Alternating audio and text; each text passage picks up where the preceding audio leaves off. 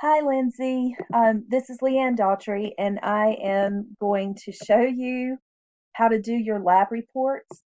Um, okay, so when you go to our class, which is right here, MMNT1, and then the last one that I graded, it seemed like was the lab safety one. So when I click on that, chemistry of life, all right, number one, there's a demonstration here on how to do it, and I don't know if I explained in the demonstration how to turn it in or not, but usually that video demonstration will help you with actually doing the lab. But then down here in the assignment, it says upload your completed lab report, which should include, what is it? Pre-lab questions and worksheet.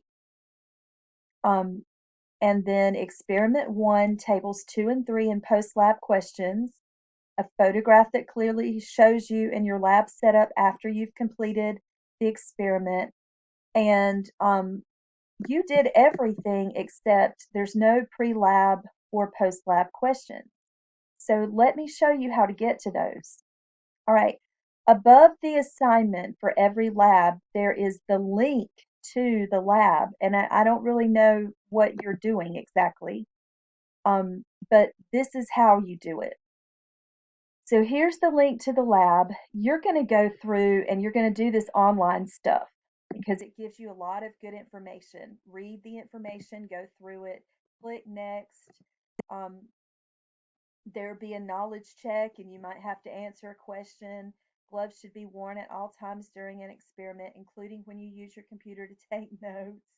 And that's false. That was a trick.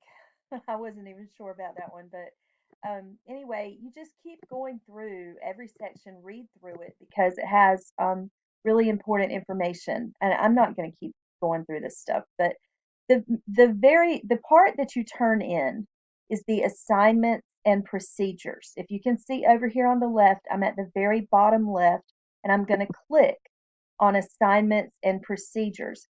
I think what you may be doing is clicking on exercise 1 and doing it, and then clicking on or experiment 1 and doing it, but not downloading the lab workbook, because the lab workbook is what actually contains your pre-lab and post-lab questions. So when you open it up, you see the pre-lab questions here, and you would just answer them, and then you can answer them in a different color so that I can tell your answers from the questions. And like here, it says to put a check mark in the box, or you could do an X, just some mark in the box. Um, and then it says take a picture or find a picture online of 5 additional pieces of labware. Now, what you can do is you can find those pictures online, copy and paste onto this page. And after you get finished and you answer your post-lab questions, you fill in your tables, and you did do your tables. I mean, and you did your pictures. But you just didn't do those pre-lab and post-lab questions. So once you complete this document, you're going to save it, and then you're going to go back to our class, to the assignment itself, click on it, and upload that document to that assignment. Um, Real quick, I do want to look and see what happens when I just click on exercise 1.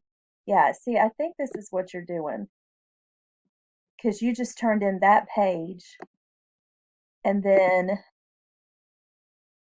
you turned in this because you did do those tables, and then you turned in your photographs. So I think that's what you're doing, is just clicking on the exercises and the experiments on under lab procedures, but you're not doing your lab workbook. So I hope this is helpful, and you can go back and redo